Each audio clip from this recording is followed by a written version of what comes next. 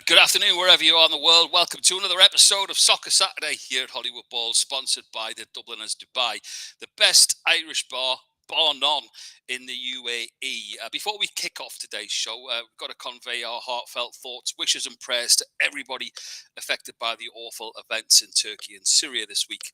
We're also hoping for positive news on our Hollywood Bowl's friend and recent guest, Christian Atsu, one of many still missing following this absolute tragedy. Welcome everyone to your normal Saturday edition of Hollywood Bowl Soccer Saturday.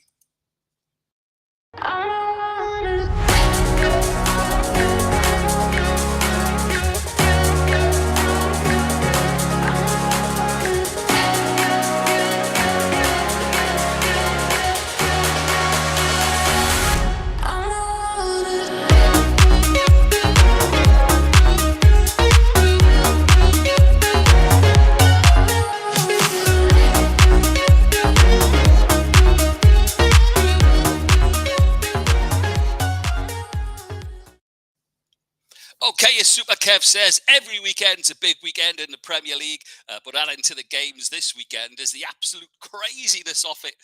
Welcome, Kev. How are you, mate? I'm good, Pete. Thank you very much. Hello, everybody. Let's go. Listen, before we go, how was the birthday? The celebration's still going on. You're still getting messages on social media. Well, Pete, I've got to say, there's so many messages are coming in that it's probably going to take another 2 to 3 weeks to finish them all. So if you want to send a message, keep them coming in. I really appreciate everyone. Keep them coming. We obviously got the same T-shirt memo this morning as well. We're looking good, looking sharp. Listen, let's start with the big news of the week. And he gave a good press conference yesterday, something I wanted to pick your brains on. Pep and Manchester City, the story that's rumbling. Your thoughts, but also more importantly, Kev, before your thoughts as a player who has been close to the game. Why is Pep having to go out there and at a press conference and have to sit and answer questions like that? Surely, is there no way that the powers that be can come out and say, listen, we know what's going on, but when Pep does his presser, it's football only? I mean, he was having to fend off questions left, right and centre. No, you can't get away from it. And the problem is the powers that be upstairs at City can't talk because everything they say can be incriminating against them. So it's a tough one. The Premier League can't control what the media and the journalists are going to ask. That's one thing they don't do. So, Pep Guardiola's having to, he's having to box clever. He's fending. He's doing all sorts. He's ducking and diving. He's having to do all sorts of mitigation circumstances. But I thought he handled it pretty well considering. There's a couple of special mentions in there as well. I mean, that Daniel Levy got a name check as well, didn't he? Listen, you don't want your name getting mentioned in at all, mate. I tell you. But at the end of the day, Pete, it's a damage limitation exercise at the moment for Pep, isn't it? His teammate playing well. They're under the pump now with these 100 and odd, indiscretions. I mean, when you think about it, Pete, it goes back to 2008. Yep. 2009. See, that's a long time, Pete. So I'm sure there'll be a lot of clubs who are waiting patiently to see what the Premier League and FA and stuff do. But here's the thing, Pete. I don't think they're going to do anything. Deep down, I think there's City for what they've done for the game so far. They're now big players, Pete. They're now big players in the Premier League. And I just can't see them demoted or anything. They might get a slap on the wrist and a fine or some points deducted, but nothing too strenuous. Something that they could get away with, I'm sure. One person who'll be watching it closely is Graham the Jinx. We've called him that. He could have a cup to his name if City are guilty. Sunderland they'll win the League Cup. And no, Pete. No, hold on, Pete.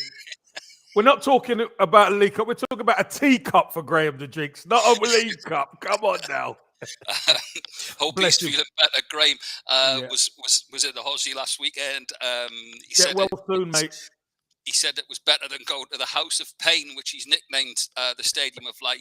Better days there, and it was great, wasn't it, having Kieran Brady and Gareth on, focusing on Sunderland a little bit on our last show. Great character, Kieran Brady. Good character, both of them really good characters. And Sunderland done them proud last week at Millwall. Millwall should have won the game, but they come away with a point, Pete. I'm sure they will be happy. Really good insight into the club as well. And I thought it was a really good feature last week. They were unlucky as well, but a lot of Sunderland fans that I spoke to this week, they had their FA Cup replay. But before that game, the knowledgeable Mackhams among my crowd was saying they had their chance. They didn't fancy Sunderland at home to Fulham. Fulham wouldn't give them another chance, and so it proved. Yeah. Again, they were unlucky, but it seemed as though that FA Cup game against Fulham, that they had it all. That they had the big chance then, didn't they? Yeah, it was a superb opportunity for them to go through. And you know what? I was a bit gutted because the young lad, who was it, 16-year-old, 15, 16-year-old came on and scored. Yeah. 15, I was going to be delighted for the young man, but it was offside. So unfortunately, very rarely you get two bites of the cherry, Pete. And, they come unstuck. Yeah, unlucky. Would have been a great one. That was playground on Monday. What did you do at the weekend? Scored a winner in the fourth round of the FA Cup. In the smoke. Yeah, in the capital. Listen, another manager making headlines, and I can't get my head around it. Nathan Jones at Southampton. To say his comments have been strange, and I know that he's under the pump a little bit, isn't he? But picking the facts out of it, he's laying the blame at the players' door and the owners, saying that he was a winner at Luton, and the style that they play at Southampton isn't what he's used to, and also chucking there for good measure that he doesn't want to have a Welsh wife. Where's he coming from with all this? Pete, you know what it's called? It's called the pressure cooker of the Premier League. It affects people differently, and you know what? The journos are just going to pick the bones out of everything he says. The line that they want is going in, isn't it? Oh, without a shadow of a doubt. And, he just keeps feeding them these bones, Pete. And they're just putting the meat on the bones. And I think he probably needs, and listen, he's a good man. He's a good manager. But he's never been at this level before. So I think he needs a little bit of help, Pete. A little bit of coaxing and coaching on how to handle the press. Because them press, they can really trip you up. And that's what it seems like they're doing. Well, we were just talking about it before we hit live, Kev. The possibility of just picking the line that you want and not feeding the full story, this clickbait revolution that everyone seems to be in. Listen, it'll all be forgotten today. They've got a chance. They've got a home game, haven't they, against the Wolves side who are up against it as well. So you know what? 3 points down at the old Dell today. You never know. They could all be forgotten. But yeah, I think you're right, Kev. I think he needed a little bit of help. And of course, the club going out to the fans and asking what they think. I mean, that's hardly a vote of confidence, is it? Pete, let me tell you something. That could be the death knell. Because the moment you start going to the fans and the fans have been chanting, you don't know what you're doing a lot of the time. They've had good cut runs and stuff like that. So it's going to be difficult, whichever way you look at it. Okay, let's have a look at first game preview. We were laughing via WhatsApp just before West Ham, Chelsea. I could hear them, Pete. I could hear them. There's 10 of them up there, Pete. This is mayhem, absolute mayhem. Both teams not doing particularly well, Pete. And the fans, obviously, they're pretty angry about their sides. West Ham are picking up a little bit. Chelsea have bought everybody. They've bought the kitchen sink and the pot plant. So this is going to be a massive game, absolutely huge. Funnily enough, on the Newcastle podcast last week, our good friend Ali Khalid said he gave Newcastle a warning before they played West Ham. He said he'd seen West Ham and they looked in the last 3 or 4 games as though they turned a corner, and his phrase was too good to go down. As poor as Newcastle's finishing was against West Ham looked good, and Declan Rice, by the way, ran the game. So what a player! What a player! Yeah, and again, I feel looking at Chelsea, you nailed it there, Kev. They've got so many new players, but what does Potter can't get a tune out of them within 2 or 3 games. He's got about 260 in his squad now. He doesn't even know how to start, does he? Well, Pete, sometimes it's so difficult for a manager like Graham Potter, where at Brighton you knew exactly where you were, you knew what your squad was, etc. Now Todd Bowley's just gone out and he brought everything. Like I said, the kitchen sink, the pot plant, everything's there, and you've got to make it work. So it's very difficult for the manager. But you know what? Having talent at your disposal shouldn't be an issue. So you've got to get a tune out of them, because that's how he's going to be judged, Pete. Whether you like it or not, if your club spends a skip load of money, the manager's going to get judged on what he does with it. So, we better start getting a tune out of them, especially today. Struggle for goals, Chelsea, as well, don't they? There's no sort of talisman up top that you could say Didier Drogba. You're never going to see the like of him again, possibly. But there's no real. They sort of rely on players who cutting out from wide areas, don't they? You Havertz, and they seem to be that. There's no sort of target man, is there? No striker. There's no number 9, Pete. There's no number 9, and I'm telling you that how could Chelsea not have a number 9? It's ridiculous. But they tend to play Havertz up there or whatever, and that's why they're struggling. Mason Mount's gone off the boil a little bit, but there's so many players. Do we know what the team's going to be at Chelsea now? We don't. So, it's shuffle of the pack, Pete. Really poor, really poor. And just going back to that, and I include Newcastle in this, when a lot of teams were looking at players at out forward, saying, "Oh, there's no centre forwards to be had." There was one, and I was amazed he was up for sale at Villa. Danny Ings, proven. You give him the ball, it's in the back of the net. So that's what I think is missing, an out-and-out number 9. Listen, other news in Manchester this week before we get back to previewing the rest of the weekend. Manchester United, the ongoing saga of their takeover. They were looking at Jim Radcliffe, and now the wheels of motion in Qatar, and over here in the Middle East, it's sounding extremely possible that this could be the case. Man United takeover from Qatar. Short memories of Man United lot, haven't they? Pete. Not long ago. Pete, isn't it funny how things work out, Pete? Because when it was Newcastle, they don't want, you shouldn't be going there, you shouldn't be taking the money, calling out all the bad things. Now it's turned around on the other side. It's Qatar. All of a sudden, the United fans are cock-a-hoot. It's different, apparently. Oh, of course it is, Pete. Of course it is. Listen, football never surprises me, Pete. And football fans never surprise me either. Because you know what? They will call you on something, and the same thing they will accept. So, listen, good luck to them. Not just fans, Kev. Not just fans. The media as well. The narrative from the media. I had a look back through from FT, the Financial Times, the Guardian, the Daily Mail as well, all on it. Sly digs at the Geordie nation wanted, they would take anything, but when it's Manchester United, apparently it's different. It's a worldwide. Pete, it's a you worldwide always brand. have to remember, Pete, if you're the darling of the press, you get the nice column inches. If you're not the darling of the press, you get battered. And that's what Newcastle have to prove themselves. Sure. In order to get the nice press column. I still can't see us in the top 4, Kev, according to the top yeah, but Pete, let them keep saying it. Eddie Howe will keep putting it up in the dressing room and let Newcastle keep rolling. And then the moment you start getting there, then they have to take you serious. Yeah, absolutely. Listen, a big game in London as well today. Arsenal, Brentford. Watched Arteta's press conference. His energy is there even in the press conference. You can tell that he doesn't want to be in the press conference. He wants to be on that training pitch, which is where he loves.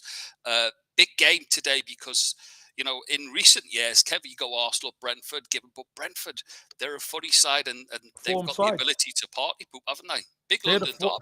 They're the form side, Pete. They're the form side of the Premier League in the last 6. What is it? 1-5 and lost what? 1-5 and drawn 1. That's fantastic form. obviously Arsenal have been outstanding in the league. Obviously lost the last one against Everton. So it's a matter of you've got to get yourself back on the horse, Pete. Arsenal at home, you've got to fancy your chances, but it's not going to be easy. A lot of people think Arsenal just going to have to turn up. No, it's going to be a really, really tough game. But I expect Arsenal to win the game, but it's going to be a tough one, Pete, definitely. It will be, and it's a key weekend because you'll feel that the breath of Pep maybe down your neck, because we'll come on to Man City, but I fear for Villa this weekend after all that's been going on and on the pitch and off the pitch with Man City. Someone's in for it. So I Pep don't. will have that. I don't, Pete. No, I don't. No. Pete, we keep saying it week in, week out. This Man City team, they're going to kick on. They're going to kick on. They haven't kicked on. Okay. So we can't keep saying it, Pete. I know we know what they've done in the past, but we got to talk about this season. This season, they haven't been the same, Pete. They have not been the same. Yeah, someone was interested. Someone said that about, at Haaland was on fire, and even by his high standards, he's had a little bit of a. Let's see what happens at the weekend. Back to Arsenal Brentford though, that Everton game, Kev, a bit of a wake up call. It was one of those, isn't it? Isn't it always the way in front of the new manager? Watched the game myself, and on another day it would have been Arsenal's day, but it was just the fans, the magnitude of the situation at Goodison that drove them on, wasn't it? I thought Everton deserved it, Pete, if I'm honest. Yep. I thought Arsenal played well until the last third. They weren't much of a threat. They had a couple of chances. Eddie Nketiah had one, and one got knocked off the line from Bukayo Saka. But in general in the game, Everton had some really good chances. And, to score from a set piece, that probably was Everton's best opportunity in the game to score from a set piece. I thought Everton played very well. They went back to basics. We knew it was going to be physical, Pete. And listen, fair play to Everton. Everton deserved that. Arsenal, it's a bit of a graveyard for Arsenal at Goodison Park, Pete, over the years. Lost there last year, lost there this year. So, it's just one of them things. Arsenal, as I said, have to get back on the horse. But fair play under Sean Dyche. It was a really, really good performance, solid performance by Everton. Talk about a baptism of fire. Let's stay with Everton. Liverpool next. They'll fancy this, given the way Liverpool are at the moment. Yeah, you can say that, Pete. They will fancy their chances. But the one problem is, Pete, it's not at Goodison. It's at Anfield. And doing it at Goodison where you've got the 12th man involved makes a difference. It makes people run, get there quicker, get a yard sharper, run further. But you're against your local rivals, and let's be honest, Liverpool have been awful. Yeah, and we keep saying this week in, week out, Pete, the talent Liverpool have got, they're going to click at some stage, but they haven't. They haven't clicked. Jurgen Klopp's give the boys 2 days off this week, just to take them away from football and come back in, and he's saying that they're fresh and all that kind of thing. The only time we're going to know, Pete, is going to be Monday. The only time we're going to know. But Everton definitely are going to fancy their chances of getting something from the game. I listened to the fella from the Anfield Wrap on Sky this week. He spoke very well, actually, very sensible. It seems that Kevin Anfield included, and I include Klopp in this, no one can put their finger on what it is. Pete, they can, Pete. They can. Don't you dare believe Jurgen Klopp don't know what it is. He knows what it is. But what he's not going to do, Pete, he's not going to throw the players under the bus. No. What's happened at Liverpool, because what's happened previously, whatever team Jurgen Klopp picked, you got a level of performance that was very high. They've dropped a couple of levels, Pete, and no matter what team he plays, the level is not at where it was. So they've dropped levels, and everyone's involved in that. So he knows exactly what it is, but he's trying to protect the players, Pete. Okay, yeah, Fulham, who we just mentioned at the beginning of the show, but intriguing game today for them over the weekend. Fulham, Forest unbeaten in 5, going well, your old club, aren't they? With their million squad. Yeah, they are, Pete, and Forest turn up with about 6 buses because just for the team, just for the team, with team names aside. But listen, Forest have been doing very well. It seems like they've found their feet in the Premier League now, Pete. And remember, we discussed on here, Forest for Forest to stay up, their home form has to be well. They've picked that up incredibly. On the road, I think they played Fulham last season. They beat Yeah. Fulham away last season, but this is a different Fulham team. I think it's going to be a tough game, tough one. If Forest could get out of it with a point, I'll take a point for Forest now, because I think it's going to be a tough one down at the Cottage. If keep Mitro quiet, and teams have been, he's gone 5-6 without a goal, which is very un-Mitro-like. So he'll be itching, but keep him quiet, and Forest will take a point, wouldn't they? Oh, big time! They'll take a point. If you could sneak all three, great. But the key to it is keeping Mitro quiet, Pete. Really is, and Bowley and all these guys at the back, they're looking all right. Forest are looking all right. Do you know what I've got to say? Keylor Navas comes in, probably trained a couple of days, Pete, and looked outstanding. Kept a clean sheet. He's great with his feet as well. Confidence is very confident. Listen, he's a Champions League winner. Not the biggest either, is he? No, not the biggest, but he's a great goalkeeper, solid as they come.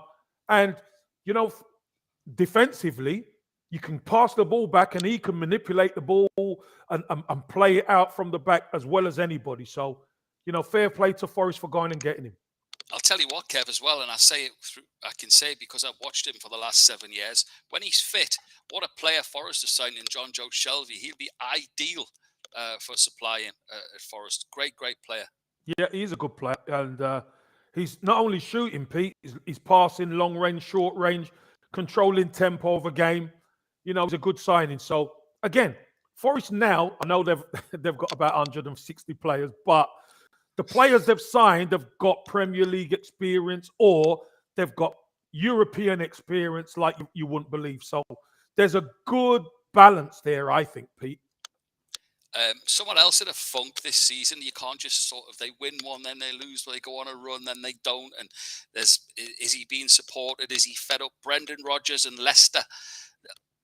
It's sort of like a season. You can tell he's frustrated, Brendan, with what's going on. They've got a tough game today. They're playing Spurs, who, for their own whinging and saying that the fans saying it's not the great. They're still up there. They had a great result against Man City. I'm intrigued what goes on at Leicester this weekend.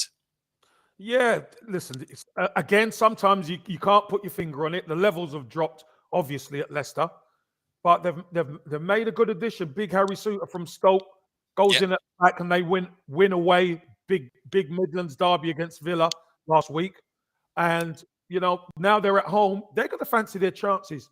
No Romero, he got sent off against City. So it's a big game. We know Harry Kane. We know the threat Spurs bring. But I think Leicester are going to fancy their chances in this one, Pete. And if you remember rightly, I think they owe Spurs one, because last season they were winning comfortably at home, and then I think Spurs scored 2 goals in 2 minutes to win the game 3-2. So yeah, they're going to fancy their chances, I think. But Spurs do carry a real threat. Harry Kane edges ever closer to Big Al's Big Alan Shearer's record. I was thinking last week the only way to sort of keep this record untied is just buy Harry Kane at the end of the season and keep him at Newcastle and let him win the record while he's up at the Toon. No, buy him and just keep him on the bench. Don't play him. Keep Alan Shearer's record intact. Listen, if Harry Kane stays in the Premier League, whether it's at Spurs or another club, he's going to break it. We know he's going to break it. He scores too many goals. He's too good a player. He's too good a finisher. So, it was one of those records that you thought, whoa, that may never be beaten. But Harry Kane is the next incumbent. Looks like he's gonna be the man to do it, Pete. So fair play to him. Get on the phone to Jose. Get him off to Italy. Quick shop. End of the season. Great stuff. Leicester Spurs then one to watch. We mentioned Nathan Jones and his not wanting to marry his hometown girl from Wales. Southampton Wolves today. Big game, massive game for both managers though, Kev. Listen, Nathan Jones is under the pump, we know. But a home game, you've got to fancy your team at home. But I like the work Julian Lopetegui's done at Wolves. I think he's a really good manager. He's got the team playing for him. And remember last week, look what they done to Liverpool. They absolutely battered Liverpool last week. So they're going to fancy their chances, Pete. You know the blueprint. Turn the home fans against the team as quickly as you can, and then go on to win the game. I'm sure they're going to make life difficult for Southampton, and that crowd don't take much to turn, Pete, at Southampton at the moment. Breath of fresh air, the Wolves gaffer, isn't he? You love him on the touchline. I love him in his press conferences as well. And I was talking to Ali this week. The experience in the clubs of this guy, you're talking like big clubs, and he's made a difference. So looking forward to that one. Best of the rest of the weekend. There's another cracker in Yorkshire. Speaking of helicopters, Leeds Man United. Whoa! I tell you what, I can hear the helicopter's going to be moving across to Yorkshire, mate. I tell you, this is a huge game. You know, back-to-back games, Pete. One at Old Trafford, and now one at Leeds. It's going to be a hell of a game at Leeds. Hell of a game. Got to ask you, Kev. As you say quite rightly, they met this weekend. Before the game, as anyone, you don't know what's going to happen, but you would take a draw given the form of Man United are in. But they've got to be disappointed, haven't they, with being 2 up and not getting the 3 points? Yeah, you can say that, Pete, for sure. You know, being 2-0 up at Old Trafford, but we know Old Trafford Theatre of Dreams. We know what happens at Old Trafford sometimes, Pete. And this Man United side under Ten Hag, they've got a bit of spirit about them, Pete. In fact, they've got the form guy in the Premier League in Marcus Rashford. And, if there's anyone who's going to bring his team back into it, it's Rashford. And what a header he gets, fantastic goal to get the team going.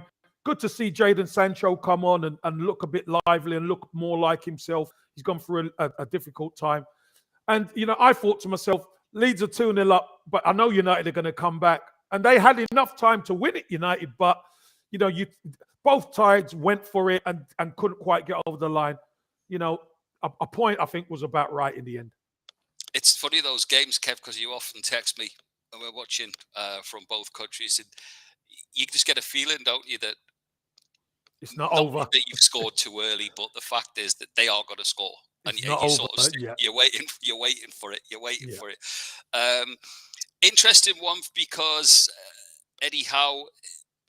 Remarkable that Newcastle United they still carry that unbeaten record. Possibly for the purists, too many draws in there. The West Ham game, the absolutely crazy start to the game, scored after 35 seconds, ruled out by your big mate VAR, rightly so actually. And then literally 3 minutes later, they're 1 up again. A host of chances, which is what Newcastle seem to be doing. They're going straight at it, wasting so many chances. Then, of course, West Ham have their time of the game, and West Ham were very, very good. Toon go to Bournemouth this weekend, another manager under pressure. And as I said this week, if you want to be in realised top 4 aspirations, Kev, these are the games that you've got to go to and win. You've got to get 3 points at Bournemouth, right? You've got to win. Yeah. You look at all the top sides who go there, they get the 3 points and then and get out of Dodge. So I think, it's going to pull on the heartstrings of Eddie Howe for sure, because, he's very instrumental in the rise of Bournemouth, but he's bringing a Toon side who, look at the form, they're unbeaten in such a long time. As you said, maybe not as clinical as they can be, Pete, but you've got to fancy your chances going there and getting 3 points. And I think Newcastle will win there, if I'm honest. He's got a bit of thinking to do. It's nice. He's got a nice problem to have, Kev, this weekend. Anthony Gordon looked great when he came on for Newcastle. Alan St. Maximin looked out of sorts, but it was his first start. People getting on his case, and I thought it was unfair. And also, fans made a good point this week. He's expected to do. He's playing a little bit of a different role under Eddie Howe. He's not the linchpin that Steve Bruce pinned all of his hopes on. He's got a job to do in that team as well. So, will he start? Will he start Maxi? Does Gordon come in? He's got Isak, who's fit again as well. So he's got a nice. He can mix it up a little bit, Kev, because they have looked a little bit stale the last few games. Almiron in particular. Yeah, you can mix it up, and it makes your bench a lot stronger as well, Pete. Just in case you need to change anything, you can bring on people who can affect the game. So I think there's a really good balance at Newcastle right now. Isak is going to be itching for a start because I think he's a really good player. Callum Wilson scored last week, so I think he'll start. Yeah. But it's going to be interesting to see how Eddie Howe handles any changes if it's needed. Mentioned for Bournemouth as well, because when Gary O'Neill was caretaker, they literally they looked unbeatable, and then of course he gets the job, that old adage, and he's gone on the most terrible of runs. So he needs his players behind him, and they need to dig a result out later tonight, don't they? Yeah, they really do, Pete. But let's be honest, if a team like Bournemouth, they're still in with a shout to stay up at this stage of the season, which is what you wanted. A lot of people would have said, they'll be cut adrift. I think he's done a really good job. Some decisions have gone against them, like they do, Pete. But at the end of the day, again, your home form is going to be key. And Newcastle are a very difficult side to play against. But when you're at home, you've got to use the 12th man to your advantage and try and get 3 points. Going to be very difficult, but that's what they've got to do. Yep, another late game for Newcastle. Lovely of the Premier League to think of the two fans. That 5:30 kick-off at Bournemouth, 850-mile round trip. Fantastic. Brilliant planning. City Villa, Kev. I think we're probably at loggerheads on this one. I think City are going to hand out a spanking. We're not too sure, but it'll be nice for the City players and Pep to get out on the pitch and get away from this focus of what's been this Premier League investigation this week. Yeah, Pete. It's again. Here we go again. We're saying, City are gonna click into gear. They're gonna click into gear. We haven't seen it all season. And Nope. if you remember, Villa, I think it was under Steven Gerrard, gave Man City all they could handle down at Villa. It was 1-1. It ended 1-1, but Villa probably should have won the game with Coutinho scoring. So, new manager in, new manager bouncers come in. They got beat last week, but they're doing a lot better than they have done. And Unai Emery, he knows how to set his teams up. So I think it's going to be a lot tougher than people give it credit for, Pete. Yeah, can City blow them away? Of course they can. And if they do, fair play to them. But I just think I haven't seen City really kick on this season yet. And I don't know whether we're going to see it in this game. Just staying with Villa, Kev, because Unai Emery, great. We've lauded him in the last couple of months on this show. It was a little bit of a turn-up, wasn't it? That Leicester result. It was a topsy-turvy game as well. Villa were in front, and for Leicester to come back. But at the end of the day, the form books will say they conceded 4 at home. Yeah, conceded 4. And do you know what? Leicester are that type of team, though, aren't they? Leicester, you don't know what you're going to get with Leicester. They go 1-0 down, they equalise. They go 2-1 down, they equalise. And then they can just open you up. And that's what they've done. Some last-ditch defending. It was a ding-dong game, Pete. And it probably could have gone either way. But Leicester were the ones who had the finishing boots on in the end to take the game away from Villa. They're going to be disappointed, but I still think Unai Emery's doing a really good job. Tough one to take last week. Absolutely. Okay, Kev. Plenty to choose from on and off the pitch. Baller of the week for us? Pete, I could be wicked and say the Premier League, right? But I am not, Pete. I'm not that type of person. I've already mentioned his name. I've got to give it to Marcus Rashford. The guy's just getting better and better, Pete. What a season he's having. And I believe he's in his last year of his contract, Pete. Unbelievably. And look at the form he's in. So imagine him getting to the end of the season. Who he's going to be able to choose from? I've got to give it to Marcus Rashford. He's been incredible, Pete, and fair play to him. He dragged his team back into it. And Marcus Rashford, baller of the week. Okay, I'm going with good friend, and also former Lioness, Jill Scott. She's become first of one of the 23 victorious Lionesses, so she's sharing our baller of the week, but she's first in line to be honoured by having the Football Foundation funded pitch right across the board, by the way, up in Perth Green Community Centre in Sunderland. She was there to open it. Proud Mackham is Jill, and brilliantly, when she was interviewed on Sky, she was saying that this this centre was for the girls, for her girls, so they could play football and have the chance that they never did. And something very small, Kev, that stuck with me that Jill said was that she wanted them to play earlier in the evening. She said the girls always got last dibs, and it was late for them to go home.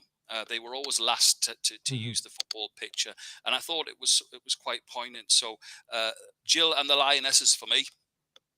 Well, I think that's a really, really good point and principle there, Pete. Jill Scott, lovely, lovely woman, and I think what they're doing, there's going to be pitches all over the country. That's right. Yeah, I Beth think it's Mead's going to. coming up. Yeah, I think it's what a fantastic legacy for the England women's game to get these pitches and get the young girls playing earlier time wise in the evening, so they can get home and do their homework, Pete. Exactly right. And also still trying to get Jill on here. Text, and she comes straight back on the text, but trying to get her on the show now that she's been on the jungle. And funnily enough, that was what she was saying at the school. They were all nudging, going, "Not that that's the Lioness Euro winner. That's that lass off the jungle." Oh, jeez. Get you on the jungle, Super Oi, Kev. don't even start that nonsense, bro. Please, don't even start it. Oh, brilliant stuff. Listen, okay. We've covered all the games, the previews, ballers of the week, so it's predictions time. Got to give a special mention. Last week we joked about Andy Briggs, how he took everything as 1-1 draws. He actually did all right. You know, he texted me this morning. I think he got 4 or 5 points. Listen, I'm not surprised. Sitting on the fence. he had a lot of splinters in him, but he had 5 points. But not enough to beat Super Kev. Got the Newcastle result wrong, right, and said he'd hoped that it wasn't that case, but he actually did have a feeling for it. He's gone again for a host of draws again today down in Australia. Good to have him along. Okay, Kev. First up for you, West Ham, Chelsea. Pete, I'm going to go West Ham win 2-1. Okay. I've got West Ham 1-0. I fancy West Ham. They looked great. Paqueta looked particularly good. A lot better, didn't he? Yeah, like the old phrase, the old adage of a new signing. Took his goal really well against Newcastle. I fancy it, and I just can't see Chelsea scoring at the minute. Interested. Okay, the Arsenal Brentford. Pete, I'm going to go 2-1 Arsenal. Okay, I've got you down for a clean sheet. I've got Arsenal 2, Brentford 0. Apologies, forgot to pick out Derby weekend as well, not just Merseyside. Palace Brighton, Kev, big game. Hey, helicopter! Another helicopter. London's going to be on fire. Mayhem down there this weekend. But you know what? Brighton tend to do really well at Palace. Pete, really well. This is going to be a really tough game. But the way Brighton are going, Pete. Look great, don't they? Do you know what? I'm going to go 2-1 Brighton, you know. Yeah, I don't like going against Palace because South London, I'm a South Londoner, but I just think Brighton have got the bit between their teeth. 2-1 Brighton, Pete. Big Pat's having a little bit of a spell at the moment. I'm not saying he's under any pressure whatsoever, but you can tell he's looking rattled on the sidelines because he'd had such a good start, and he's a winner, isn't he? Such a born winner. You can see that he just wants to get a hold of those Palace players at some point. Yeah, I've got Brighton to win 1-0. They look great, by the way, don't they? They do. I think De Zerbi's done a fantastic job. He's taken them on, hasn't he? Which is great. So yeah, replace Graham Potter with Harry Potter at Brighton. Absolutely brilliant stuff. Leicester Spurs. Like I said, I think the Foxes' old Spurs won. Got beat heavily down at Spurs, and do you remember Son got a hat trick, didn't he? Incredible goals. I think the Foxes turn this one around, Pete. I think the Foxes win this one 3-2, Pete. I'm going to go for 3-2 goals galore. Goals galore. Brendan will be pulling his hair out with that. He'll take it, though. Listen, much to your jargon, I've gone the other way. I fancy Spurs at Leicester. I can see Harry Kane scoring. Son's looking good, as you said. Maybe they pick up again today. I've got Spurs 2-0 winners. And then for our last prediction of the weekend, up to Yorkshire. Can Leeds do it again, Kev? Ooh, it's going to be interesting. Leeds are at home. I think Leeds are going to be tailor-made for Manchester United on the break. So I think United are going to win this one 2-1. Okay, Leeds need a result, don't they? Big time. Big time. At home. Just to quell any more fears that they already have. And again, it's get Manchester United. They got that result. I think that's the best they go this week. I think Man United come to Elland Road and they win 2-0. Okay, that's it, Kev. Busy week ahead for you, no doubt. You'll be covering games. Yeah, covering games and then doing Sky on Monday, and then up to the Merseyside derby in the evening. So it's going to be a busy one, Pete. But I'm looking forward to it, mate. I bet you are. Still a legend at Everton. Still that goal at Anfield. We forget Richarlison's. It doesn't count. It's always. Hey, there was no fans there. That's what everybody's Yeah, saying. There was no fans there. It don't count. It doesn't. Not in our eyes, anyway. Listen, whoever your team is this weekend, hope it's a good one. Enjoy your football. We'll see you next time on Soccer Saturday with Hollywood Balls.